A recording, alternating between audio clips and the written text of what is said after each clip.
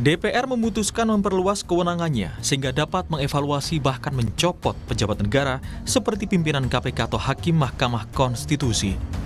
Sikap DPR tersebut menjadi polemik karena dipandang bisa mengacaukan sistem ketatanegaraan. Ketua Majelis Kehormatan Mahkamah Konstitusi, Idewa Gede Palguna menyebut evaluasi pemberhentian Hakim MK oleh DPR tidak logis dan tidak sesuai undang-undang. Karena fungsi pengawasan DPR adalah terhadap lembaga eksekutif, bukan ke lembaga peradilan. Misalnya kasus pemberhentian Hakim Konstitusi, itu ada dua macam pemberhentian. Dan itu harus lewat undang-undang pemberhentiannya. Di Undang-Undang Mahkamah Konstitusi itu ditegaskan misalnya, pemberhentian Hakim Konstitusi itu ada dua macam. Ada pemberhentian dengan hormat, ada pemberhentian tidak dengan hormat. Masing-masing ada alasannya. Kalau memenuhi syarat begini. Nggak ada, memang tidak logis dan tidak boleh. Masa ada syarat pemberhentian Hakim Konstitusi karena rekomendasi dari DPR? Dari mana ceritanya itu gitu loh. Sementara Komisi Pemberantasan Korupsi, KPK, belum mau merespon lebih jauh soal peraturan baru tata tertib DPR.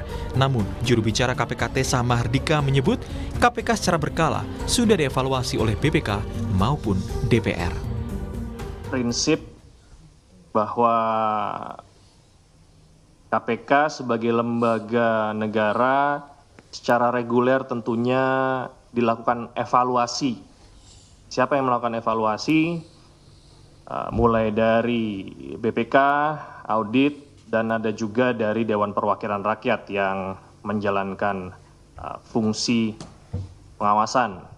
Bahwa sampai dengan saat ini kami belum mendapatkan salinan dokumen tata tertib DPR secara utuh, dan bila nanti sudah didapatkan maka akan dipelajari lebih lanjut mana yang memiliki kaitan dengan tugas, fungsi maupun aspek kelembagaan KPK.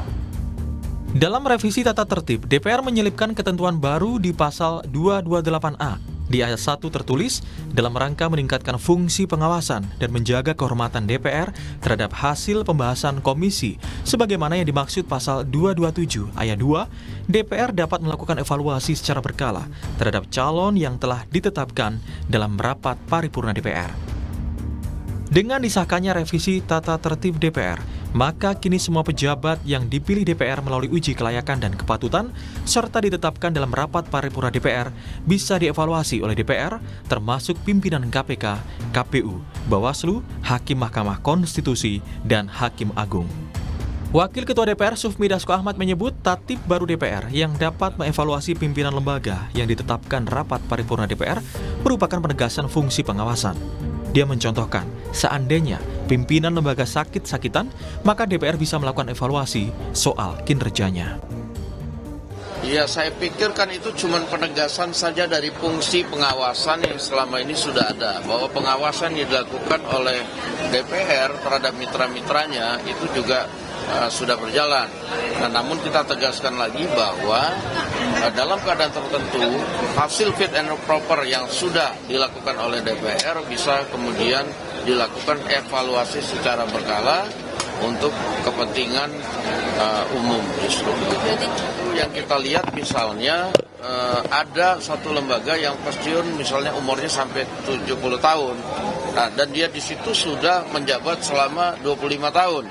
Dan sekarang kondisinya misalnya sakit-sakitan. Nah, ini kan kemudian kita harus lakukan fit and proper apakah yang bersangkutan itu masih dapat menjalankan tugasnya dengan baik. Nah, kalau tidak kan kita harus kemudian lakukan mekanisme agar yang bersangkutan dapat digantikan oleh yang lebih layak.